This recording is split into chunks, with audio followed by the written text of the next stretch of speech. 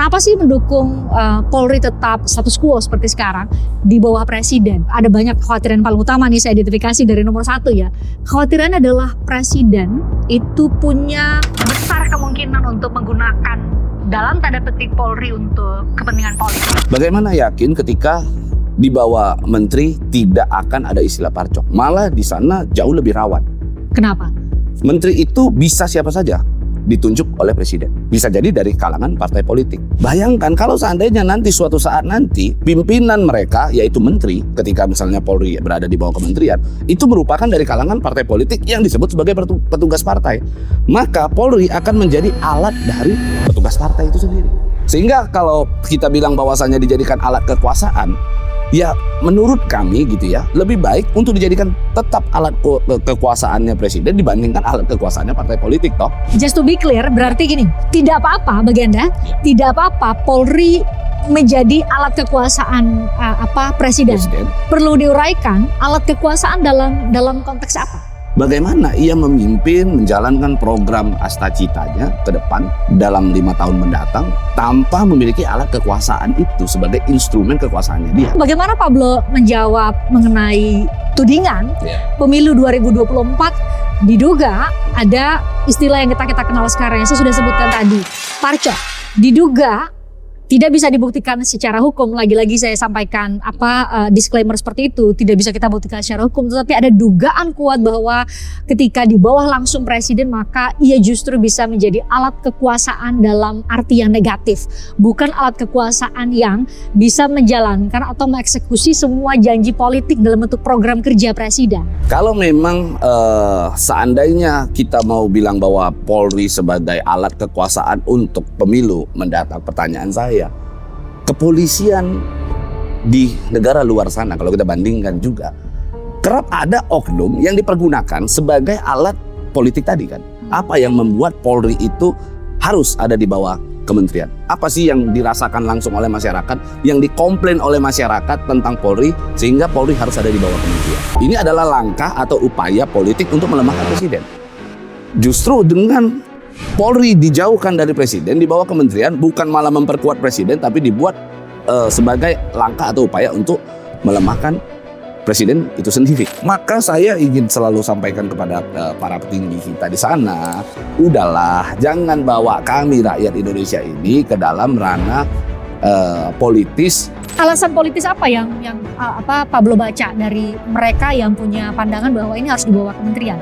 Supaya Polri bisa dikatakan lemah, ada supervisi dari salah satu kementerian, tentunya akses ke menteri jauh lebih mudah dibandingkan akses kepada presiden.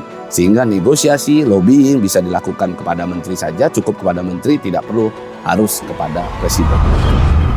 Ternyata ada di dalam sosial media itu digerakkan sejenis buzzer disebut dengan cyborg yang khusus hanya membuat narasi agar Polri berada di bawah kementerian. Anda ingin mengatakan bahwa patut diduga saat ini ada pihak-pihak tertentu yang secara masif mau mengganggu dalam tanda petik Polri dengan 2 kemungkinan tujuan yang Anda sebutkan tadi. Memperlemah Polri itu sendiri dan mengganggu presiden. Melemahkan presiden. Sehingga presiden tidak dapat mempertahankan kekuasaannya lagi di dalam kontestasi politik di 2029. Bagaimana kalau ada kemungkinan lain justru? Ada cocok logi mengatakan bahwa kenapa wacana Polri di bawah kementerian itu dimunculkan saat ini adalah untuk diduga, sekali lagi diduga, untuk bisa meminta komitmen dari Polri sebagai institusi apakah akan mendukung kekuasaan atau tidak. Untuk bisa meminta komitmen untuk kembali diduga akan ada parcok pada pemilu 2029. Sekali lagi diduga. Bagaimana dengan cocok logi itu?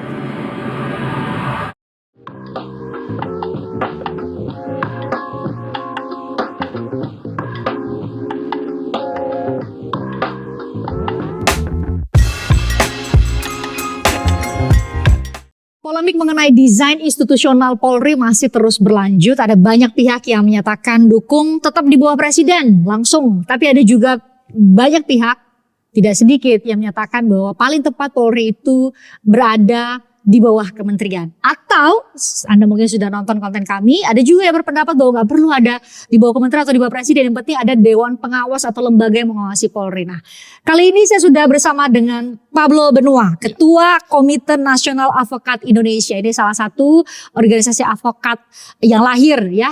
Jadi dari sekian banyak organisasi advokat yang ada Pablo Benua. Makasih ya. Siap, sama-sama. Terima kasih udah diundang. Berkenan untuk hadir karena saya coba cari-cari untuk bisa memberikan atau mendengarkan ya sebenarnya perspektif dari mereka-mereka yang mendukung. Kenapa sih mendukung Polri tetap status quo seperti sekarang di bawah presiden? Bukankah sekian banyak, ada banyak kekhawatiran paling utama nih saya identifikasi dari nomor 1 ya. Kekhawatirannya adalah presiden itu punya besar kemungkinan untuk menggunakan dalam tanda petik Polri untuk kepentingan politik. Kalau Anda dalam posisi itu? Sebenarnya kalau menurut kita begitu ya, apalagi dalam konteks penegakan hukum, tentu advokat ini menjadi salah satu bagian dari organ penegakan hukum yang ada di Indonesia saat ini kan. Ya jauh lebih baik bila mana Polri itu tetap berada di bawah presiden, menjadi alat kekuasaan presiden dibandingkan dijadikan alat kekuasaan oleh pihak-pihak lain. Bayangkan kalau presiden tidak memiliki alat kekuasaan, bagaimana ia memimpin menjalankan program Astacitanya ke depan dalam 5 tahun mendatang tanpa memiliki alat kekuasaan itu sebagai instrumen kekuasaannya dia, kan begitu. Itu yang pertama. Yang kedua, sekarang begini, kalau kita mau bicara tentang Polri gitu ya. Polri itu siapa sih yang merasakan? Siapa sih yang merasakan manfaat daripada Polri? Seharusnya seluruh rakyat Indonesia. Seluruh rakyat Indonesia. Nah, bagaimana mengukur itu? Apakah hanya cukup sebatas daripada penegakan hukum? Sementara banyak orang yang mungkin di Indonesia ini masyarakat begitu ya, tidak secara langsung merasakan dampak penegakan hukum itu. Nah, kita harus tahu fungsi-fungsi Polri itu ada juga fungsi Kamtibmas begitu ya, lalu ada fungsi pelayanannya, dan penegakan hukum itu bisa dikatakan salah satu bagian daripada fungsi Polri kan begitu. Nah, kita harus mengukur dulu bagaimana Kamtibmas yang tercipta selama Polri independen begitu. Nah, kami mendapatkan satu survei namanya Gallup Law and Order Index. Itu world polling di mana Indonesia itu berada di peringkat ke-19 dari 144 negara. Artinya? Di mana peringkat ke-19 ini kita masih di atas daripada Inggris, Jepang, Prancis yang kepolisiannya berada di bawah kementerian. Nah, pertanyaannya, apakah Indonesia dengan berada di bawah kementerian tetap bisa mempertahankan peringkat ke-19 ini, atau mungkin bahkan merosot ketika ada di bawah kementerian Polri itu, kan begitu. Nah, sekarang kita melihat isi pollingnya apa sih?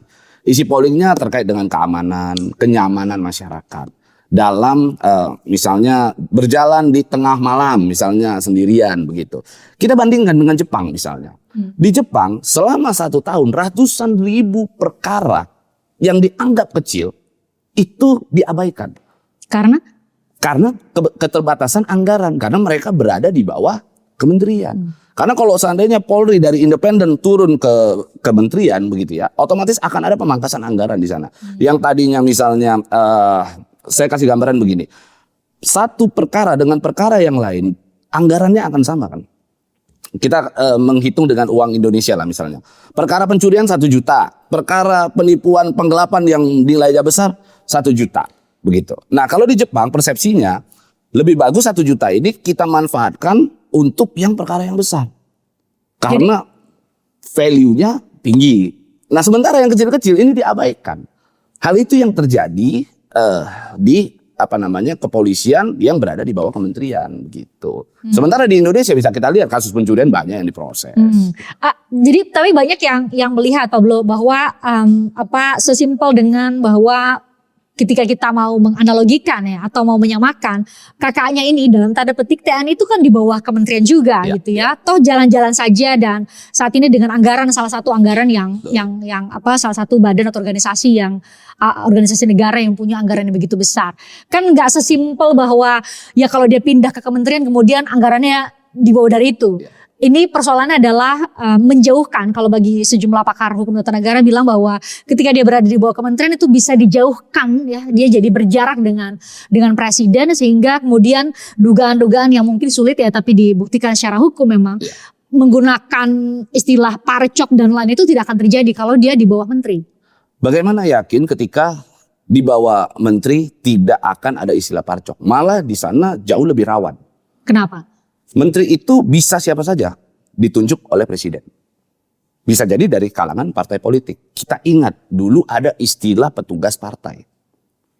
Oke? Bayangkan kalau seandainya nanti suatu saat nanti pimpinan mereka yaitu menteri ketika misalnya Polri berada di bawah kementerian itu merupakan dari kalangan partai politik yang disebut sebagai petugas partai. Maka Polri akan menjadi alat dari petugas partai itu sendiri. Hal itu sudah menjadi rahasia umum kan di dalam konteks politik yang ada di Indonesia saat ini kan begitu. Sehingga kalau kita bilang bahwasannya dijadikan alat kekuasaan, ya menurut kami gitu ya, lebih baik untuk dijadikan tetap alat kekuasaannya presiden dibandingkan alat kekuasaannya partai politik toh. Nah itu yang sebenarnya kita inginkan saat ini begitu. Oke, just to be clear berarti gini. Tidak apa-apa bagi Anda, tidak apa-apa Polri menjadi alat kekuasaan presiden. Perlu diuraikan alat kekuasaan dalam konteks apa? Dalam konteks mengawal program-program 5 tahun mendatang, yang mana presiden pasti punya program seperti misalnya Prabowo Astacita selama 5 tahun mendatang. Nah tentu itu perlu alat kekuasaan untuk mengawal itu. Contoh MBG saat ini. Bagaimana di dalam MBG itu tentu ada fungsi pengamanannya, ada fungsi ketertibannya di sana, bahkan ada fungsi penegakan hukum. Hal itu kan perlu dikawal.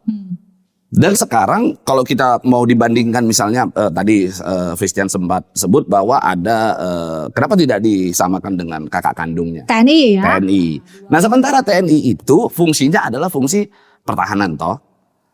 Saya membayangkan begini, ada sejumlah negara di luaran sana kita jarang melihat TNI berjalan di tengah jalan menggunakan seragam. Bahkan ada satu sebenarnya bukan paradoks ya, tetapi ada sejenis kebiasaan kultural di dalam masyarakat yang mengatakan bahwa kalau seandainya tentara menggunakan seragam di tengah jalan begitu, itu artinya perang sedikit lagi akan terjadi begitu. Itu sedang darurat militer. Itu terjadi di sejumlah negara di luaran sana begitu. Sementara di Indonesia bisa kita lihat bahwa hal itu sering terjadi. Itu normal saja. Dan itu normal tentara saja. Pakai baju tentara gitu. Nah sementara kalau kita mau bandingkan dengan polisi sendiri bersentuhan langsung dengan masyarakat.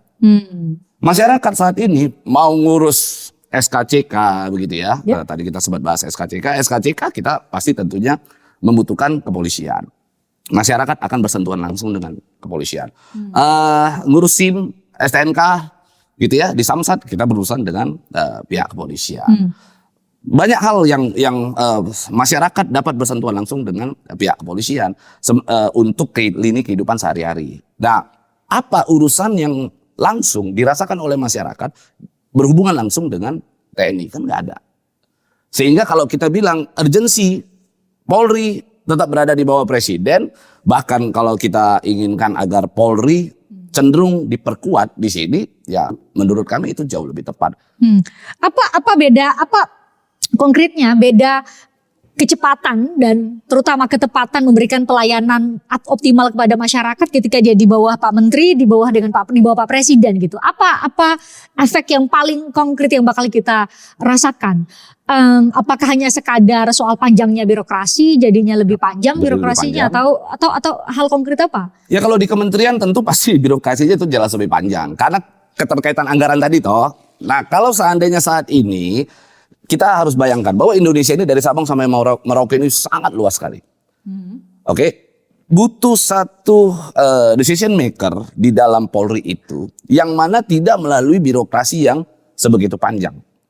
Contoh misalnya di Papua sana, kita katakan ada Kapolda Papua begitu ya. Dia diberikan otonominya untuk menjalankan tugas dan fungsi daripada Polri itu sendiri. Ketika ada hal-hal yang menyangkut stabilitas keamanan tingkat nasional yang membutuhkan keputusan daripada Kapolri untuk mengambil sikap itu, tentu harus Kapolri yang langsung mengeksekusi keputusan itu. Secara politik, kalau Polri berada di bawah presiden, logiknya begini. Presiden itu kan bukan politisi harian. Presiden itu sosoknya itu berada di dalam status penguasa suatu negara toh. Nah, kalau seandainya Polri berada di bawah kementerian, maka jaraknya akan semakin jauh dengan presiden. Tentunya pengendalinya langsung terhadap menteri. Menteri itu sebagai aktor. Kalau presiden bahasanya gini, nggak akan punya waktu yang senggang untuk mengoperasikan Polri sebagai alat kekuasaan dalam kehidupan sehari-hari. Gitu? Kesannya seperti itu kan? Kalau jawaban Pablo seperti itu, bagaimana Pablo menjawab mengenai tudingan pemilu 2024 diduga ada istilah yang kita kenal sekarang yang saya sudah sebutkan tadi, parcok, diduga tidak bisa dibuktikan secara hukum. Lagi-lagi saya sampaikan disclaimer seperti itu, tidak bisa kita buktikan secara hukum, tetapi ada dugaan kuat bahwa ketika di bawah langsung presiden maka ia justru bisa menjadi alat kekuasaan dalam arti yang negatif, bukan alat kekuasaan yang bisa menjalankan atau mengeksekusi semua janji politik dalam bentuk program kerja presiden. Nah, itu kan kembali lagi, kalau memang seandainya kita mau bilang bahwa Polri sebagai alat kekuasaan untuk pemilu mendatang, pertanyaan saya, kepolisian di negara luar sana kalau kita bandingkan juga kerap ada oknum yang dipergunakan sebagai alat politik tadi kan.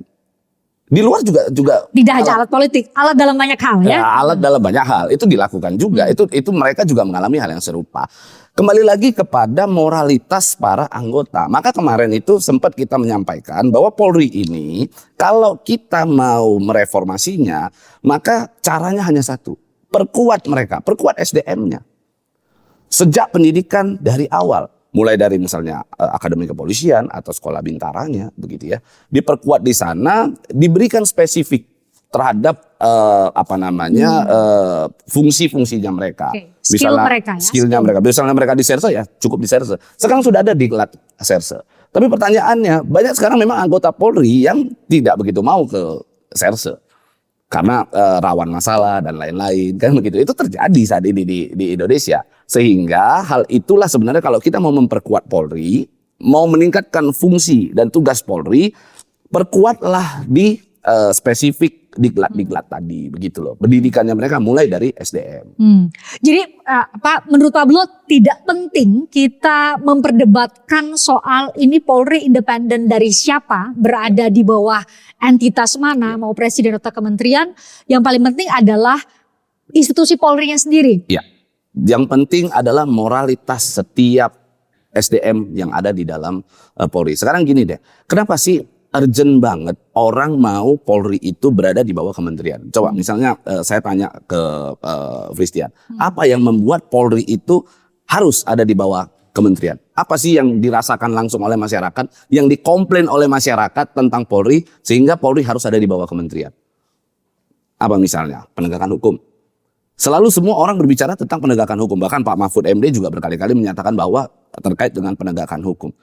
Atau poin tadi memperlebar jarak presiden secara langsung dengan artinya kalau kita bicara Polri sendiri gitu. Kalau mereka mau urgensinya terkait dengan menciptakan jarak antara Polri dengan presiden tentu. Makanya kita kemarin itu menyampaikan bahwa ini adalah langkah atau upaya politik untuk melemahkan presiden.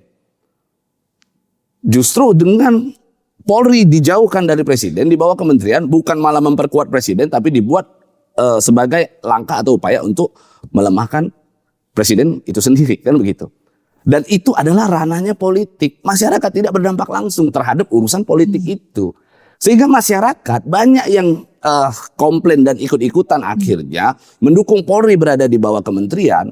Isu yang dilekatkan kepada masyarakat adalah terkait dengan penegakan hukum. Seakan-akan bahwa Polri selama ini tidak adil di dalam proses penegakan hukum yang ada begitu. Tapi Pablo, saya belum mendapat jawaban yang secara langsung menjawab kekhawatiran publik, kekhawatiran kita semua soal bagaimana potensi presiden bisa menggunakan Polri sebagai institusi, sebagai alat kekuasaan dalam hal ini adalah alat kekuasaan secara dalam arti bahwa untuk mempertahankan kekuasaannya, ya, dalam arti bahwa kita tanpa perlu menyebut satu rezim tertentu, tetapi ada kekhawatiran itu bisa digunakan. Kalau tidak di bawah menteri, tidak di bawah presiden, menurut Pablo sendiri apa instrumen yang bisa mencegah polisi dalam hal ini Polri sebagai institusi untuk tidak digunakan sebagai alat kekuasaan dalam arti negatif? Saya bisa menangkap istilah Anda sebagai alat kekuasaan, ada alat kekuasaan untuk bisa mewujudkan program kerja, ya. Betul. Bukan untuk cara memperoleh dan mempertahankan kekuasaan. Betul. Bagaimana membuat? Nah, jadi gini, kalau sebenarnya untuk bagaimana terjadi perbaikan, kalau saya selalu menyampaikan penyempurnaan Polri. Karena kalau kita perbaikan otomatis mereka akan lakukan itu setiap harinya. Kan begitu. Mereka namanya sebuah institusi pasti mereka akan menciptakan kinerja yang baik hari demi hari. Tapi kalau kita mau bicara terkait dengan bagaimana Polri ke depannya, maka saya sebut itu sebagai penyempurnaan. Kemarin saya sempat agak sedikit menolak dengan kata reformasi Polri. Harusnya bukan reformasi Polri tetapi reformasi penegakan hukum. Karena sebenarnya yang menjadi persoalan penting di sini adalah pada sistem penegakan hukum yang ada di Indonesia saat ini. Cuman karena Polri yang paling dekat dengan masyarakat, akhirnya Polri yang menjadi sasaran utama toh. Polri lah yang harus direformasi. Semua orang menganggap seperti itu. Sehingga kalau seandainya Polri tetap berada di bawah presiden, begitu ya, tetap di bawah presiden, bagaimana agar Polri terhindar dari digunakan sebagai alat kekuasaan yang antara lain bukan sebagai alat kekuasaan hanya sebatas program 5 tahun mendatang, tetapi dikhawatirkan sebagai alat politik untuk memenangkan kontestasi politik tadi. Kembali lagi, bagaimana itu yang tadi saya bilang, secara SDM yang harus diperkuat dulu, lalu fungsi-fungsi pengawasan di dalam internal Polri, mulai dari sekarang ini ada Propam. Propam itu harusnya kalau menurut saya dipimpin jangan oleh bintang 2. Harusnya oleh bintang 3. Karena dengan dia dipimpin oleh bintang 3, jangkauan dia lebih lebih meluas begitu ya. Interval kekuasaannya dia juga jauh lebih besar karena Kapolda sekarang bintang 2 rata-rata kan begitu. Selain itu di dalam proses penegakan hukumnya ada Wasidik, perkuat Wasidik. Perkuat Wasidik. Di sanalah kalau mungkin nanti Fristian suatu saat nanti jadi pengacara begitu ya, mungkin nanti Fristian bisa melihat bagaimana cara kerja Wasidik. Sesuatu hal yang dinilai secara korespondensi, tetapi di belakangnya ada satu kebenaran material yang belum terungkap. Di Wasidik itu bisa benar-benar terungkap melalui satu proses disebut dengan gelar perkara khusus. Nah, perkuat fungsi-fungsi Wasidik itu, dan itu tidak banyak yang tahu.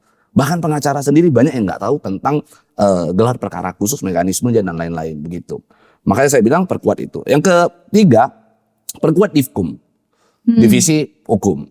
Nah, banyak orang yang sekarang nggak tahu juga bahwa reserse ternyata setiap harinya itu menerima laporan polisi itu bisa puluhan, ratusan.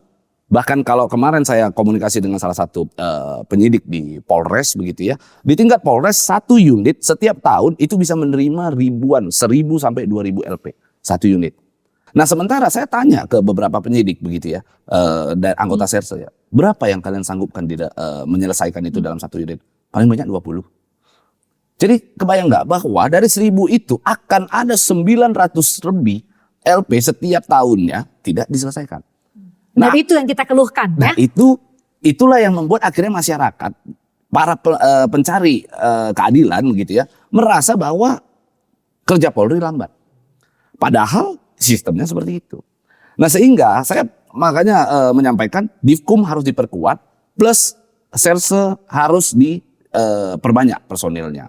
Kenapa saya bilang Divkum harus perkuat? Bayangkan Serse sudah mungkin satu unit tadi isinya cuma 10 sampai 20 orang begitu ya. Mereka menerima laporan sebegitu banyak. Mereka juga dibebankan untuk piket konsuling. Piket konsul. Jadi kalau kita datang ke sana ke SPKT selalu ada piket kan. Piket untuk perkara apa? Dia menerima dulu laporan kita, lalu nanti dia buatkan rekomendasi untuk jadikan laporan polisi. Dan itu dilakukan oleh Serse juga. Setiap minggu mereka akan di-rolling secara terus-menerus begitu. Bayangkan mereka sudah harus menerima mengurusi perkara, fokus terhadap mengurusi perkara, mereka harus juga mengurusi pelayanan yang ada di SPKT. Nah hal itu sebenarnya harus dipisahkan. Maka saya bilang harus perkuat Divkum. Kenapa nggak Divkum yang mengambil alih itu? Kenapa nggak Divkum yang turun ke sana untuk menerima laporan polisi, sharing ini pidana apa perdata? Sedari awal dilakukan filter. Iya. Untuk bisa membedakan ini bisa dilanjut ke dalam. Benar. Dan untuk meringankan kerja para reserse. Bayangkan mereka sudah nanganin perkara, mereka harus piket 1 kali 24 jam. Bayangkan piket 1 kali 24 jam. Misalnya mereka besok harus ada jadwal pemeriksaan pagi jam 10. Kalau kita terima laporan panggilan polisi itu kan selalu jam 9 kalau nggak jam 10. Tapi malamnya mereka begadang menunggu laporan polisi masuk. Nah, kalau mendengarkan tadi masukan Pablo untuk bisa memperkuat SDM dari Polri itu sendiri. Saya jadi ingat satu polemik lain juga terkait dengan Polri, yaitu bagaimana Polri bisa diberikan tugas atau ditugaskan di luar dari struktur Polri itu sendiri. Ikut ya polemik itu kan. Bahkan ada sempat uji materi ke Mahkamah Konstitusi dan lain-lain. Bukankah justru kalau misalnya mau pakai logika itu ya, justru berarti kan sebenarnya harus ada pendisiplinan Polri tidak ditugaskan di luar dari struktur Polri untuk bisa tadi dalam rangka menguatkan fungsi-fungsi yang melekat di Polri itu sendiri. Pablo sendiri punya pandangan apa terhadap itu? Nah, jadi sebenarnya Polri itu kenapa misalnya mereka berfungsi juga untuk di kementerian lain dan lain-lain. Itu sebenarnya bukan persoalan di secara institusi. Itu persoalannya bukan dia harus ada di institusi mana lalu dia bisa berdinas di luar daripada institusinya. Itu sudah diatur di dalam undang-undang. Di dalam undang-undang dasar kita bahwa Polri itu bukan statusnya hanya sebatas institusi Polri, tetapi mereka adalah satu fungsi keamanan, ketertiban masyarakat, Kamtibmas lah. Di situ ada pelayanan juga, lalu ada sistem penegakan hukum. Nah sekarang hampir seluruh kementerian ya ada itu. Hampir seluruh kementerian ada proses penegakan hukumnya, seluruh kementerian ada proses pelayanannya kan begitu. Sehingga fungsi-fungsi Polri diberikan wewenang untuk berada pada di luar institusi Polri itu sendiri, sekaligus sejalan dengan apa yang diamanatkan oleh undang-undang toh. Nah itu kan yang sebenarnya sekarang ini kenapa mereka bisa di luar. Kalau kita mau bicara personil, maka saya selalu menyampaikan perkuat Polri dengan menambah personil. Justru harus ditambah diperkuat, jangan malah dilemahkan begitu dong. Tapi bukankah itu kan berarti kaitannya kan sama anggaran? Iya. Itu semakin berat dong. Seharusnya semakin besar dong anggaran yang diperuntukkan buat Polri itu sendiri gitu. Ya karena konteksnya Polri ini dari sejak awal tidak berbicara tentang berapa jumlah anggarannya. Yang sejak dari awal itu anggaran bukan menjadi satu alasan untuk meletakkan Polri di dalam kementerian. Dari awal mereka mau meletakkan Polri, sejumlah pihak ingin meletakkan Polri di bawah kementerian itu alasannya adalah politis, bukan melihat daripada status anggaran seberapa besar anggaran daripada Polri.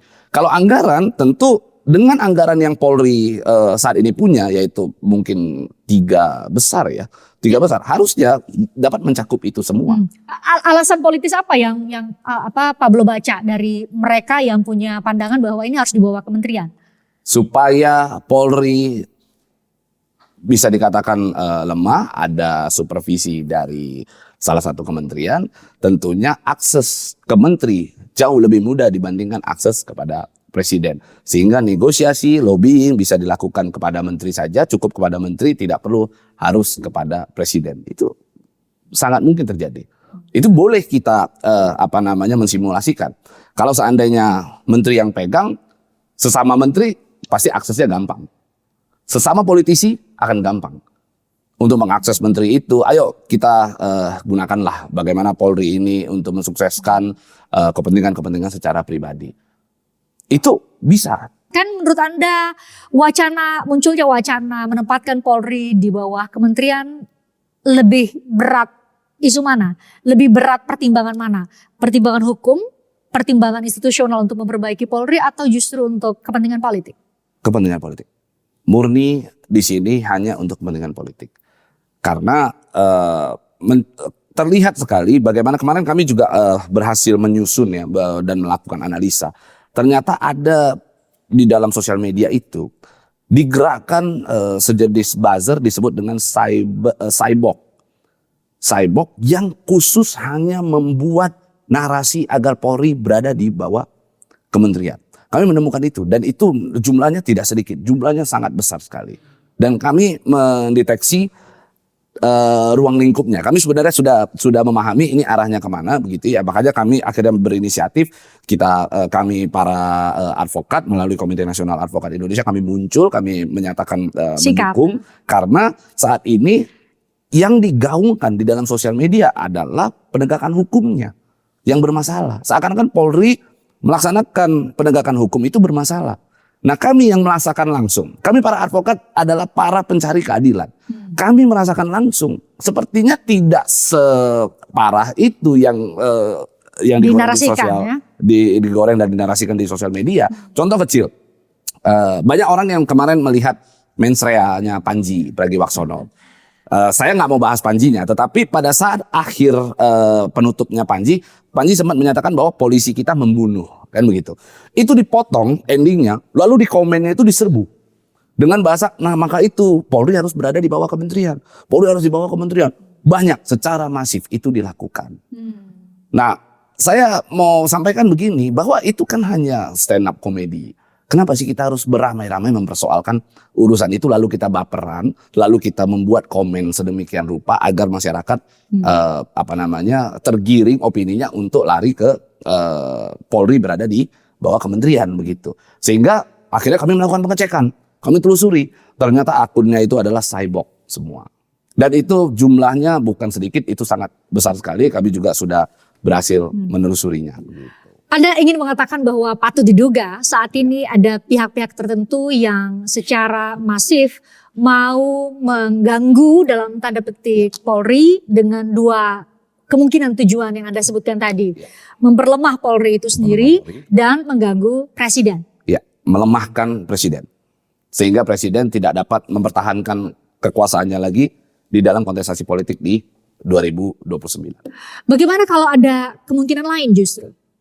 Ada juga dengan kacamata kalau Anda tadi bilang bahwa Anda membacanya dengan data dan lain-lain. Kalau saya menjudulkan ini dengan cocok logi aja dulu, karena belum ada data yang bisa diverifikasi. Ada cocok logi mengatakan bahwa kenapa wacana Polri di bawah kementerian itu dimunculkan saat ini adalah untuk diduga, sekali lagi diduga, untuk bisa meminta komitmen dari Polri sebagai institusi apakah akan mendukung kekuasaan atau tidak. Untuk bisa meminta komitmen untuk kembali diduga akan ada parcok pada pemilu 2029. Sekali lagi diduga. Bagaimana dengan cocok logi itu? Ya, segala kemungkinan itu bisa terjadi. Segala kemungkinan, segala analisa politik itu bisa muncul dari siapa saja begitu ya.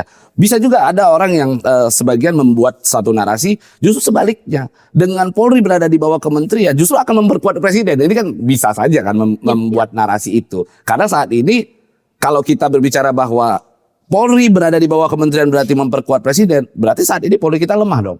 Kan akhirnya kita membuat narasi terbalik itu kan gitu.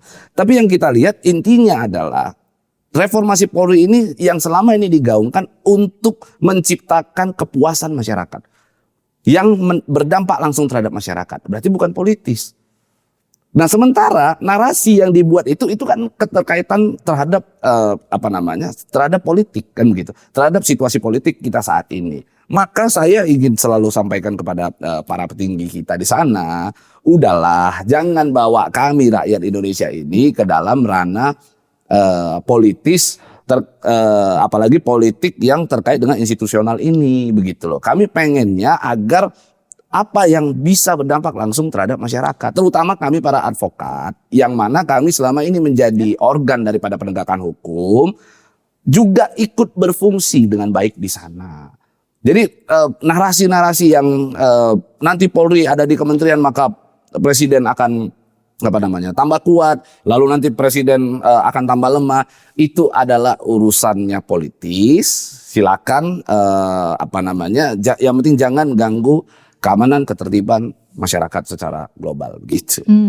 Thank you Pak Blo, Siap. karena menarik sekali untuk Mbak Jima, karena kenapa pengacara jadi Iya, salah iya. satu ya officium nobile juga ya, penegak hukum yang terus menerus dan sangat berurusan lekat sekali, dan bisa dengan jarak yang sedemikian dekat bisa kita asumsikan paling tahu bagaimana kerja polisi, sehingga perspektif Anda perlu juga untuk disampaikan secara luas ke publik. Thank you ya Pak Blo Siap, sudah terima kasih banyak. berkenan untuk bagi pendapat. Thank you ya, sehat selalu buat Anda ya. Siap.